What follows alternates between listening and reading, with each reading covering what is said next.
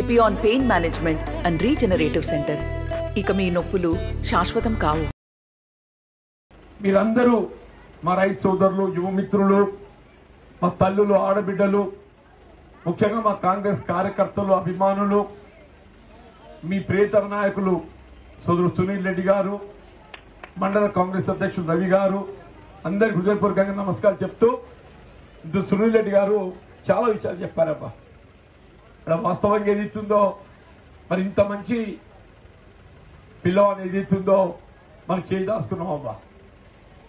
వీళ్ళ ఎన్నికలు అనేది ఒకసారి ఓటు వేస్తే రాబోయే 5 సంవత్సరాల కాలం మన భవితవ్యాన్ని నిర్దేశిస్తారు తల్లి.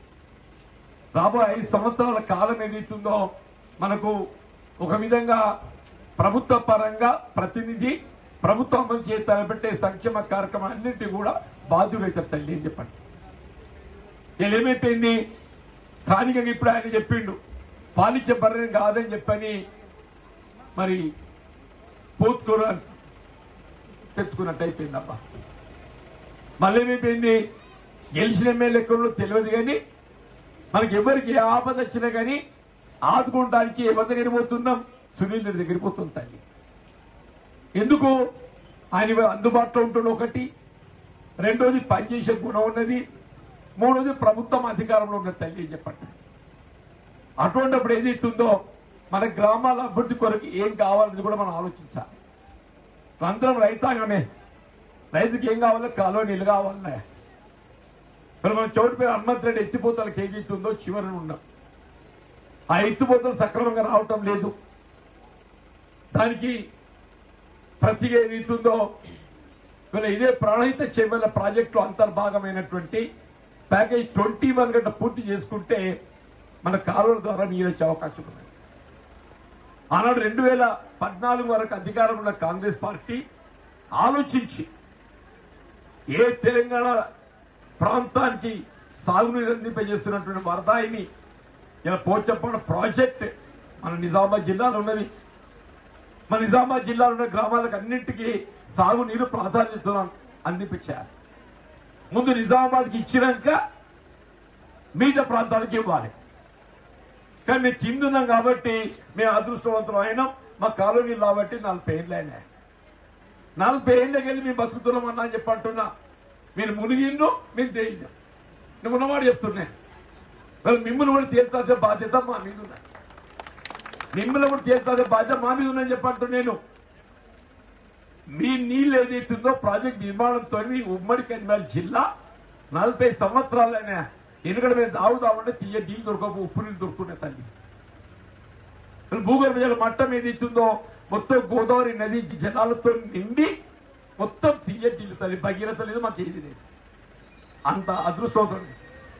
నేను అదే అడుగుతున్నా. ఇవాళ మన బాల్కొండ నియోజకవర్గం ఈ టేలెంట్ ప్రాంతం 21 ప్యాకేజ్. మరి ఈ ప్రాంతంలో ప్రశాంత్ రెడ్డి మంత్రి ఉన్నాడు, కేసీఆర్ కు దత్తపుత్రుడు, ఆయన ఏదంటే చేసేటువంటి యొక్క ఆయనకు అవకాశం ఉన్నది తల్లి. మరి ఆ ప్రశాంత్ రెడ్డి అన్ని ఉండి కూడా ఏదైతుందో ఆయన మంత్రి అయిన సంబరం. మరి ఈ ప్రాంత ప్రజానీకానికి ఏదైతుందో సాగునీరు అందింపజేసే బాధ్యత ఆయనకు ఉందా లేదు తల్లి. 10 సంవత్సరాలు అధికారంలో ఉండి ప్యాకేజ్ 21 ఎందుకు పూర్తి చేయలేకపోయాం? అసలు నీకు ఓటు అడిగే నైతిక హక్కు ఉందా అని చెప్పండి. ఇవాళ నేను చెప్తున్నా, మీ దయతో నేను పార్లమెంట్ సభ్యుడిగా ఎంపిక కావటం.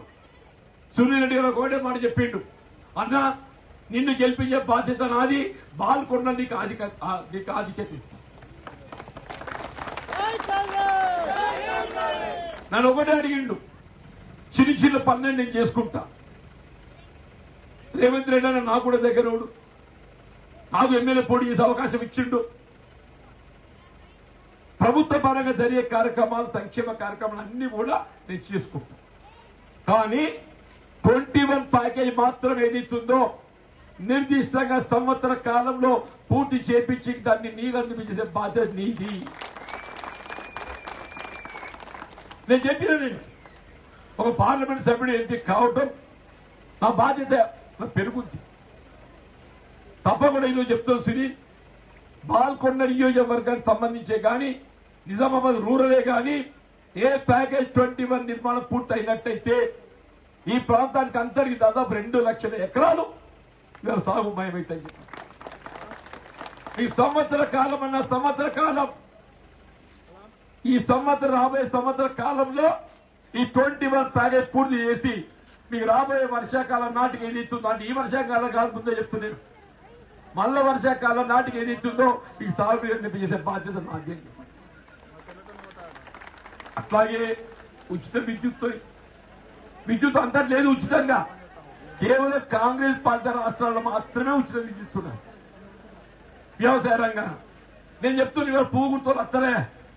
అరవింద్ గెలిచిండు 5 ఏళ్ళు అయిందో, ఈ నడవ వచ్చిన నాకు తెలియదు, కానీ వచ్చిన రాకన ఓటుకు వచ్చిన కోసం ఒకటే అడగంట. జీవన్ రెడ్డి వచ్చింది మా ఊరికి. కాంగ్రెస్ పాలిత రాష్ట్రంలో ఏదైతుందో వ్యవసాయ రంగాల్లో ఉచిత విద్యుత్ ఇస్తున్నారు. నువ్వు భాజపా పాలిత రాష్ట్రాల్లో ఇక్కడ ఉచిత విద్యుత్ ఇస్తున్నావా? ఇస్తే ఏ రాష్ట్రంలో ఇస్తున్నావు చెప్పు, అప్పుడు ఓటు అడగని చెప్పారా? నిజమాబద్దమే. పని చేయను ఎందుకు అంటూ నేను ఇలా అప్పు మాఫీ గురించి అంటున్నారు.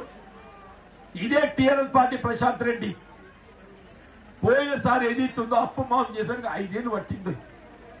5 ఏళ్ళను కూడా పూర్తిగా మాఫీ చేయలేదు. ఇంకో పార్టీ భాజపా అయితే వాడు మాఫీ చేయాలంటున్నాడు. భారతీయ జనతా పార్టీ ఏమంటుంది? నేను మాఫీ చేయాలంటుంది. కానీ కాంగ్రెస్ అట్లా కాదు. 2008-9లో మొత్తంగా ₹1,00,000 మాఫీ చేసిన పార్టీ కాంగ్రెస్ పార్టీ దేశం మొత్తం. మీకు రేపు కూడా చెప్తున్నా, బీఆర్ఎస్ పార్టీ లెక్క 4 ఏళ్ళు కాదు మాది. రేపు రాబోయే ఆగస్టు 15 నాటికి ఏదైతుందో రైతులు చెల్లించదో అప్పు చెల్లించాల్సిన అవసరం లేకుండా బ్యాంకుల వివరాలు తెప్పించింది ప్రభుత్వం. మన చెల్లించదు అప్పు మొత్తం ప్రభుత్వం చెల్లించి రుణం మాఫీ చేపించి మీ కొత్త పెట్టుబడి రేపు కలిగి 15 ఆగస్టుకు ఇప్పించబోయే బాధ్యత కాంగ్రెస్ పార్టీ అని చెప్పారు. ఇంత మంచి కార్యక్రమాలు చెప్తుంటే ఓటే అంటే ఎందుకే ఓటు నాకు అర్థం కాదు. మా ఆడబిడ్డలు ఇక్కడ అందరు ఏంటి, ఎవడేం చెప్తాడు ఎవడేం చెప్తాడు. నేను చెప్తున్నా తల్లి, వీళ్ళు ఎటువైనా ఆర్టీసీ బస్సు ఉచిత ప్రయాణ రవాణా సౌకర్యం ఉందమ్మా, ఉన్నది లేదు తల్లి. ఇదే పువ్వు గుర్తోడు ఎక్కడన్నా ఏదైతుందో ఆడబిడ్డలకు ఉచిత రవాణా సౌకర్యం కల్పిస్తుంటా. కల్పించి చెప్పండి. నువ్వు రైతులకు కరెంటు ఫ్రీ ఇయ్యని రాష్ట్రం నువ్వు, నీ ప్రభుత్వం. ఆడబిడ్డలకు రవాణా సౌకర్యం కల్పించే పార్టీ మీది. 200 యూనిట్ల వరకు ఏది ఇస్తుందో ఉచిత విద్యుత్తు ఇక్కడ అమలు చేస్తున్నావు. నువ్వు 500 రూపాయలకి సిలిండర్ ఉండి నువ్వు అమలు చేస్తున్నావా? అమ్మా ఇంకోటి చెప్తున్నా నేను, మా సునీల మర్చిపోయిండు. ఇండ్లు లేని వాళ్ళకి అందరు కూడా చెప్పట్టు నేను 2 నెలల లోపల అందరికి ఏదైతుందో ఇండ్లు మంజూరు ఇప్పించే బాధ్యత కూడా ఇవాళ ప్రభుత్వానికి కాంగ్రెస్ పార్టీ అని చెప్పండి. మా మిత్రులు కాంగ్రెస్ కార్యకర్త సూచన చేస్తున్నా నేను, మీరు ఎన్నికల ప్రచార కార్యక్రమం సందర్భంగా వివరాలు సేకరించారు. ఇల్లు లేని ఎవరైనా మంచిదే, మా కులం లేదు మతం లేదు, గరీబులు కావాలి. గరీబులకు ఏదైతుందో ఇల్లు మంజూరు ఇప్పించే బాధ్యత 5 లక్షల రూపాయలతో ఏదైతుందో మా సునీల్ అన్నది చెప్పారు. ఇప్పుడే చెప్పిండు, మరి రేషన్ కార్డు లేకుంటే ఎట్లా? నిజమే, ఇల్లు మంజూరు కావాలంటే రేషన్ కార్డు కావాలి. నీకు ఇది కూడా చెప్తున్నా నేను, ఇదే 2 మాసాలలో 15 ఆగస్టు లోపల ఏదైతుందో రేషన్ కార్డు లేని వాళ్ళకి అందరు కూడా రేషన్ కార్డు ఇప్పించే బాధ్యత కూడా కాంగ్రెస్ ప్రభుత్వాన్ని. రేషన్ కార్డు ప్రసాద్ రెడ్డితో ఇప్పించడం అవుతుందా? పువ్వు గుర్తుందా అవుతుందా?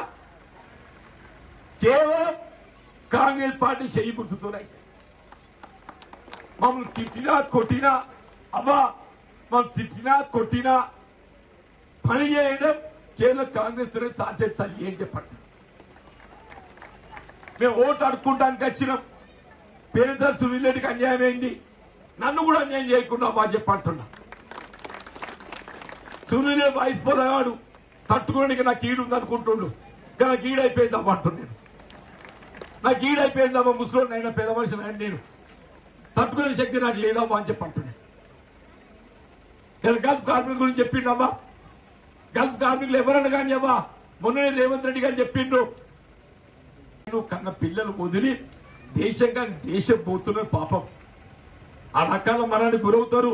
వాళ్ళు ఆదుకోవడానికి సాయం చేద్దామా? 5 లక్షల రూపాయలు ఏది ఇస్తుందో ఇచ్చే విధంగా కార్యక్రమాన్ని ఆరంభింపజేసింది కాంగ్రెస్ పార్టీ, రేవంత్ రెడ్డి అని చెప్పారు.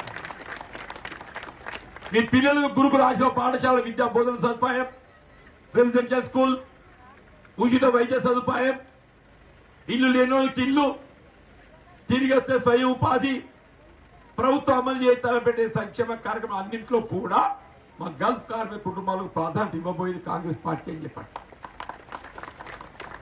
మా ఆడబిడ్డలవా వ్యవసాయ పని ఉన్నప్పుడు వ్యవసాయ పనికి పోతారు, లేకుంటే గుట్ట పనికి పోతారు, సర్కార్ పని, ఉపాధి హామీ. కొంతమంది నీడ పట్టుండే ఉంటారు, ఎండ పడది, వాళ్ళు ఏం చేస్తారు? బీడీలు చేస్తారు. నిజమవుతావా? మీరు చేస్తారా బీడీలు? ఎవరన్నా మా దగ్గర అట్టిగా ఉండరు, మా దగ్గర అట్టిగా ఉండరవ్వా. అయితే కలుపు కాయకి వ్యవసాయ పనికి పోతారు, లేదు సర్కార్ పని గుట్ట పనికి పోతారు. ఇంటి పట్ల ఉండేటప్పుడు మాత్రం బీడీలు చేస్తారు. పొయ్యి మీద ఎసరు పెట్టి షాట ముందు వేసుకుంటుంది. పొయ్యి మీద ఎసరు పెడతారావా? ఎసరు పొంగాలంటే ఉడకాలంటే ఓ 10 నిమిషాలు పడుతుంది. అట్టికెందుకు కూర్చోవాలి? షాట ముందు వేసుకుంటుంది ఆడబిడ్డ.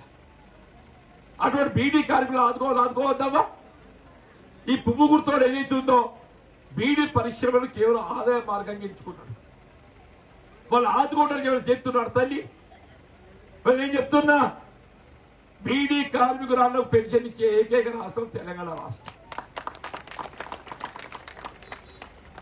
ఈ పోయిన సర్కార్ ప్రారంభించింది, లేని మాట ఎందుకు, కానీ వాళ్ళు ఆంక్షలు పెట్టారు. 2014 ముందు నువ్వు ప్రావిడెంట్ ఫండ్ కట్ అయితేనే పెన్షన్, 2014 తర్వాత పిఎఫ్ కట్ అయితే పెన్షన్ లేదు. ఈ కట్ ఆఫ్ డేట్ ఆంక్షలతోని కొద్దిమందికి వస్తుంది, కొద్దిమందికి వస్తుంది. కానీ కాంగ్రెస్ అట్లా కాదమ్మా. నీ పిఎఫ్ ఎప్పుడు కట్ అయినా నువ్వు బీడీ చేసి ఆ ప్రతి ఆడబిడ్డకి ఏదైతుందో ఇప్పుడు 2000 ఇస్తుంది తల్లి, నీకు 2000 ఇంకా 2000 కలిపి 4000 ఇప్పిపోయే పార్టీ కాంగ్రెస్ పార్టీ అని చెప్పారు. ఏం చెప్పురు తల్లి? ఇవన్నీ చేయగలిగే అవకాశం కేవలం కాంగ్రెస్ పార్టీకే ఉన్నది. నేను చెప్పేటి అన్ని ఇంకేదైనా పార్టీకి ఉంటే ఆలోచించండి. వాళ్ళకి ఎట్లా చేసే అవకాశం లేదు, చేసే అవకాశం కాంగ్రెస్ పార్టీ ఉంది తల్లి. సునీల్ రెడ్డి ఏదైతుందో పాపం ఇక్కడ ఈ ప్రాంతాన్ని సేవ చేయాలని ఇల్లు కట్టుకున్నాడు, అందరికి అందుబాటులోకి వచ్చిండు. మొదటిసారి ఎవరు టికెట్ ఇవ్వకుండా ఇండిపెండెంట్ చేసిండు. కాంగ్రెస్ బలవంతుడే చెప్పని ఆయన చూసి కట్టుకున్నాడు. ఎట్లయితే గట్ల ఈయన ముందర పెట్టి కొట్లాడుతామని చెప్పని టికెట్ ఇచ్చిండు. కానీ పాపం పొసదాకా వచ్చిండు, 19 వచ్చిండు మంచిగానే, ఎల్లుడు కడుకొని తిప్పనిచ్చింది. ఆ ఎదురుగా నోట్ల కట్టలు తట్టుకోలేదు. వాడు సైంధవుడు కదా, గీత గీతున్నాడు. ఆ సైంధవుడు అది అడ్డం పడుతో ఏదైతుందో పాపం అభివృద్ధి పెట్టడానికి అప్పుడు ఇలా ప్రశాంత్ రెడ్డి నోట్ల కట్టలు ఏదైతుందో అధిగమించే లేక మా మిత్రుడు సునీల్ రెడ్డి ఇలా ఎన్నికలు ఆశ పెద్ద పొందలేకపోయి ఆయన నారాజు కాదు చెప్పంటున్నాను. వినవా? నేను నీకు అండగా ఉంటా. నువ్వు భీమునివి, నేను ధర్మరాజు అని చెప్పంటున్నా. నేను సునీల్ రెడ్డి భీముడు అటువంటి వాడు అని చెప్పంటున్నా. నీ ధర్మరాజు అటువంటి నీ ధర్మాన్ని కట్టుబడి నేను చెప్పంటున్నాను. 6 సార్లు ఎమ్మెల్యే గెలిచి తల్లి 6 సార్లు గెలిచిన. ఈసారి ఏదైతుందో పార్లమెంట్కి వచ్చినా దయచేసి నన్ను ఆదరించండి, నాకు అండగా నిలవని చెప్పి కోర్టు సెలవు తీసుకుంటూ జై హింద్ జై భారత్. మరిన్ని వీడియోస్ కోసం ఛానల్ ని సబ్స్క్రైబ్ చేయండి, లేటెస్ట్ అప్డేట్స్ కోసం వాట్సాప్ ఛానల్ ని ఫాలో చేయండి అండ్ లింక్ డిస్క్రిప్షన్ లో ఉంది.